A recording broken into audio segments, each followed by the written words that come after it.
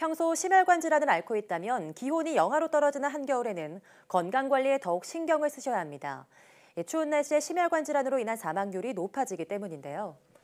오늘 내본 보고서에서는 겨울철 심혈관 질환에 대해 알아보겠습니다. 한림대학교 춘천성심병원 순환기내과 박상민 교수와 함께합니다. 박사님 어서 오세요. 네, 안녕하십니까. 네, 겨울철에는 심혈관 질환으로 인한 사망률이 높아진다고 들었습니다. 이 날씨와 심혈관 질환이 어떤 연관이 있는 겁니까? 네, 방금 전 시간에 우리나라 사망률 통계 중에서 1등이 암인데요. 2등이 심장질환, 3등이 뇌혈관 질환입니다. 네. 그래서 심장 뇌혈관 질환 되게 중요한 병이고, 그리고 특히들 겨울에 이제 발생률이 증가되지 않을까 좀 생각하시는 분이 많은데, 실제 외국과 우리나라 통계를 보게 되면은 심장 혈관 질환의 자체 발생률은 그렇게 높지 않습니다. 여름에 네. 비해서. 다만 심장병에 의한 사망률, 실제 사람이 죽고 사는 게 중요하니까요. 네. 이 사망률이 겨울에 증가되는 경향이 있는데 약 여름에 비해서 약 20-30% 정도 증가되게 됩니다. 보통 이제 겨울이 되게 되면은 추운 날씨를 생각하게 되는데요. 추운 날씨, 소위 영하의 날씨가 되게 되면은 자료를 보게 되면은 이 혈관이 수축하게 되고요. 이 혈관이 수축하게 되면은 이 심장에 그만큼 부담이 되고, 그래서 평소에 생길 기회가 적은 심장 뇌혈관 질환, 특히 이제 중풍이라든지 또는 심근경색이 발생하기 쉽습니다. 그렇군요.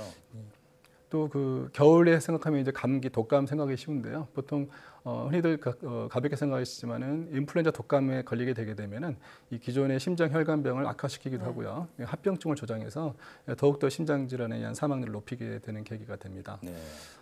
또 하나만 더 말씀드리자면은 아시겠지만은 우리나라 지금 현재 미세먼지 되게 심각한 문제가 되고 있는데요. 보통 봄철이나 심한 미세먼지가 지금은 겨울도 되게 심합니다. 겨울철 되다 보면은 미세먼지는 이제 혈액 속에 들어가게 되면은 이 녹지 않고 제거되지 않고 이제 계속 몸에서 순환하면서요. 이 혈관 배경을 수축시키고 그다음에 염증을 만들고 네. 때에 따라서는 혈전을 만들어서 이렇게 더욱더 심장병을 나쁘게 하는데요. 보통 일반적으로 미세먼지 생각하면은 이제 암 생각하지만은요. 심장 뇌혈관 질환에 대한 사망률을 약 많게는 한 40%까지 증가시킨다고 세계보건기구가 경고하고 있습니다. 아, 그렇군요. 이 미세먼지가 호흡기뿐만 아니라 혈관에도 이렇게 안 좋은 영향을 미치는 건 지금 알았습니다. 그럼 겨울철에 더욱 치명적인 심혈관 질환은 뭐가 있을까요? 심혈관 질환 대표적인 질환은 허혈성 심장 질환하고 심부전증을 들 수 있습니다. 심장의 구조를 간단히 말씀드리자면은 이 심장이 펌프 역할을 하는데요. 그 펌프 역할을 하는 근육에 바로 영양분을 공급해주는 혈관이 있는데 그것이 마치 심장이 마치 머리에 관을 쓰고 있는 것처럼 보인다고 해서 관상동맥이라고 합니다. 예. 이 관상동맥이 이제 어떤 이유로 막히게 되면은 이제 근육이 이제 통증을 느끼게 되는데요. 바로 그럴 때 오는 통증이 이제 협심증의 증상인데요. 동맥경화가 진행하면서 이 혈류가 줄어들기 시작하면은 처음에는 이렇게 운동할 때 많이 움직일 때만 가슴이 아픈 이 안정형 협심증이라고 하는 상태가 있고요. 이 점차 동맥경화가 진행하면서 점차 이제 조금만 움직여도 숨이 차거나 가슴이 아프게 되는 이 불안정형 협심증 단계가 있습니다. 그 과정 어느 단계든 간에 이렇게 갑자기 혈전에 의하든 혈관이 막혀버리게 돼서 생기는 심근경색증이 되게 되면은 이 혈류 공급이 안 돼서 심장 근육에 빠르게 괴사가 되면서 굉장히 조치가 되지 않으면 무서운 병인데요. 바로 그런 경우가 있을 수 있습니다. 마지막으로 이제 말씀드리자면 여러 가지 원인이 있지만은 심부전증이 발생하게 되게 되면은 심부전에 의한 펌프 기능이 안 돼서 우리 몸에 혈액 공급이 원활치 않게 되고 또는 이렇게 여러 가지 어려운 증상들이 생기게 되면서 심장 질환이 더욱 악화돼서 마지막 사망으로 가는 단계이기 때문에 심부전증 증상도 굉장히 주의해서 잘 알아볼 필요가 있을 것 같습니다.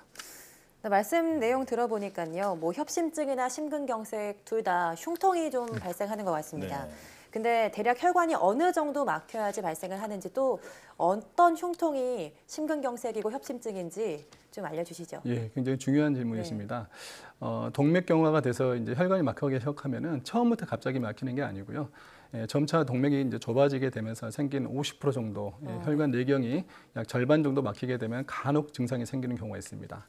그래서 이제 의미 있게 이제 증상이 생기려면은 약 70-80% 이상 막혀야지만 증상이 생기게 됩니다. 그렇게 되는데 이 70-80% 정도 막히게 되면은 이제 생기는 게 소위 이제 가슴이 이제 조여온 듯한 옥조여온 듯한 통증을 느끼게 되는데 그게 어려운 한자어로 협심증이라고 합니다. 그런 협심증이 이제 호소하시고 이제 그런 의심이 돼서 오시는 분들이 많은데 실제로 급성 통증으로 병원을 찾아오신 분 100명을 봤을 때 그 중에 한 3, 40명 정도가 심장병이고요. 나머지 병들은 또 다양한 병들이 있습니다. 특히 협심증이 이제 심해져서 불안정 협심증이나 또는 심근경색증이 되는 경우는 경우에 따라서는 이렇게 증상이 이제 주로는 앞가슴이나 그 왼쪽 가슴에 오르고요. 주로는 이제 심장에 의한 통증은 주로 오른쪽 가슴 좌우지 않습니다. 그리고 이 증상이 심해지면은 엉뚱하게도 이렇게 왼쪽 어깨를 거쳐서 왼팔이 아픈 것 같은 느낌이 오는 경우도 있습니다. 그런 것은 위중한 증상이고요. 또 하나 주의하실 것은 이 간혹가다가 이 심장 우리 몸 봤을 때 환경막 중심으로 해서 위에는 심장, 아랫집은 위장입니다. 그래서 위장과 심장이 윗집 아랫집이라서 증상이 서로 겹치는 경우가 있는데요. 심근경색이 와서 근육이 괴사될 때 오는 통증이 마치 이 체하고 속이 더부룩한 느낌이 들어서 그래서 이제 처음에 이제 증상을 느끼신 분들이 그 소화기내과에 방문하셔가지고 이렇게 가끔 진단이라든지 치료 시기를 놓치는 경우가 있어서 안타깝게 생각합니다. 네. 지금 흉통이 발생한다고 해서 반드시 심혈관 질환은 아니라는 말씀을 해주셨는데요. 그렇다면 정말 심혈관 질환에 걸린 경우 흉통 이외에 다른 증상이 있을까요? 예, 그렇습니다. 말씀하신 것처럼 우리가 순환기내과 또는 심장내과를 방문하시는 환자들은 주로 세 부류십니다. 가슴이 아프시거나 숨이 차거나 또는 두근거리시는 분들이 있습니다. 그 외 나머지 분 응급실 오시게 되는데 가장 흔한 증상은 흉통이 될 것이고요. 그다음에 심장 기능이 떨어져서 이렇게 심장의 기능이 펌프 기능이 떨어지게 되면은 숨이 차고 또 경우에 따라서는 그 악화되다 보면은 이 심부전증으로 발전하다 보면은 이 다리가 붓고 몸이 붓는 증상이 생길 수 있습니다. 네, 보면 부정맥은 이유 없이 가슴이 두근거린다라는 말씀을 해주셨는데요. 혹시 부정맥이 심부전증이랑도 좀 연관이 있는 겁니까? 네, 그거 역시 중요한 질문이신데요. 우리가 일반적으로 이제 달리기를 운동한다거나 또는 뭐 긴장할 때 맥이 두근거린 거는 뭐 당연한 일이죠. 근데 그럴 이유 없이 이렇게 가슴이 두근거리는 경우가 있습니다. 병원을 찾아오시는 분들 중에 상당히 부분들이 이렇게 부정맥이라는 얘기를 듣고 나서 되게 겁을 먹고 오시는 분이 많은데 부정맥이라는 것은 그야말로 맥이 가지런하지 않다라는 뜻입니다. 의학적인 정의는 맥이 지나치게 느리거나 또는 뭐 빠르거나 또는 리듬이 불규칙한 걸 갖다가 이제 부정맥이라고 하는데요. 그 부정맥을 진단하기 위해서 가장 중요한 거는 심전도 검사입니다. 내온 당시에 심전도를 측정해서 거기에서 이제 발견이 돼야 되고요. 그렇지 않은 경우는 이 24시간 활동 심전도를 부착해서 이렇게 검사하는 경우도 있습니다. 부정맥이라는 게 워낙에 그냥 집에 도둑이 드는 것과 비슷합니다. 그래서 이 도둑이 들어있을 때 그 현장을 포착해야지만 도둑을 잡을 수 있는 것처럼 빈집을 아무리 이렇게 오랫동안 기다려도 이렇게 도둑을 잡을 수 없어서 24시간 심전도가 되게 중요하고요. 환자분들께서는 의심이 될 경우는 증상이 있을 때 즉시 가까운 병원에서 심전도를 찍으시면 진단에 훨씬 더 도움이 될 수 있습니다. 그렇군요. 그럼 정상 맥박 범위를 우리가 어느 정도 알면은 그래도 좀 대비를 할 수 있지 않을까요? 네. 정상 맥박이라는 것은 참 애매한 말입니다. 우리가 운동할 때라든지 또는 자고 있을 때 맥이 되게 다양하게 뛸 수 있는데요. 중요한 것은 이제 1950년대 뉴욕 그 심장협회에서 제시한 맥박수입니다. 보통 60회에서 100회 정도를 정상으로 보는데요. 보통 이제 저희가 순환기내과 또는 심장내과 의사가 좋아하는 맥박수는 100쪽이 아니고 60에 가까운 맥박을 정상 맥박으로 봅니다. 특히나 이제 심장병이 있으셔서 심장병 있는 분들은 맥이 이유 없이 계속해서 빠르게 지속될 경우는 심부전증으로 갈 수 있는 중요한 계기가 되기 때문에 맥박이 지속적으로 빠르거나 하신 분들은 그 담당 선생님과 상의를 해서 맥박수 조절하는 게 굉장히 중요할 것 같습니다. 사실 대부분의 심혈관 질환이 예방이 가능하다고 들었습니다. 어떤 방식으로 예방하면 좋을까요? 네. 지금 말씀하신 그 심근경색, 뇌경색 같은 병들은 갑자기 오는 병이 절대 아닙니다. 그 전에 혈관이 좁아지는 동맥경화 단계가 있고요.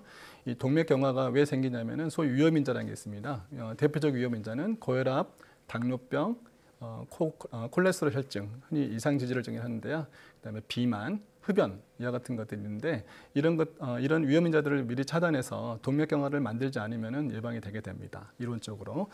그래서 이제 특히 식사가 중요한데요. 사람들이 먹는 음식이 되게 중요합니다. 이 먹는 음식에 있어서는 일단은 채소 위주로 소식을 해야 될 것 같고요. 단백질은 필요하지만 지나치게 기름기 많은 음식이라든지 또는 단 음식 또는 탄수화물이 높은 음식은 자제하시는 게 좋을 것 같습니다. 특히 겨울이 되다 보면 날씨가 춥기 때문에 열량을 높이기 위해서 기름진 음식을 드시기 쉬운데 그래서 겨울에 건강을 망치기 쉽습니다. 그렇군요. 또 하나는 이제 운동인데요. 운동을 해서 체중을 적정히 유지를 해야 되는데 운동할 때는 이제 일주일에 이제 주 5번 이상 한 번 할 때 3-40분 정도 그다음에 이제 유산소 운동과 이제 적절한 30% 정도의 근력 운동을 겸하시는 게 좋고 마지막으로 이제 그 체중 관리에 있어서 키에서 100을 뺀 몸무게 정도를 유지하시는 게 좋을 것 같습니다. 과거에 그 우리나라의 그 되게 조선왕조 실록에 유명한 세종대왕님 52세 당뇨병 합병증으로 돌아가셨습니다. 그리고 반대되신 분들은 83세 사신 영조대왕님인데요. 세종대왕님은 고기를 되게 좋아하셨고 육식을 즐기셨고 이렇게 몸이 거구라고 알려져 있고요. 영조대왕님은 아시겠지만 요새로치면 아이돌 몸매를 갖고 계십니다. 그래서 굉장히 마르시고 그래서 이제 장수하셔가지고 채소를 좋아하시고 탕평채 같은 소량의 고기를 드셨기 때문에 장수하셨다는 비결이 있습니다. 그래서 이 두 분들을 봤을 때 이 먹는 거라든지 어떤 체형 관리라든지 운동했을 때 어떤 그런 효과가 얼마나 중요한지를 볼 수 있는 단적인 예라 볼 수 있겠습니다. 네. 제가 심혈관 질환이 그 침묵의 살인자라는 얘기를 많이 들었었는데 방금 알려주신 그 예방 방법을 잘 따라서 앞으로 조금 더 조심해야겠다는 생각이 듭니다. 오늘 말씀 고맙습니다. 네, 감사합니다.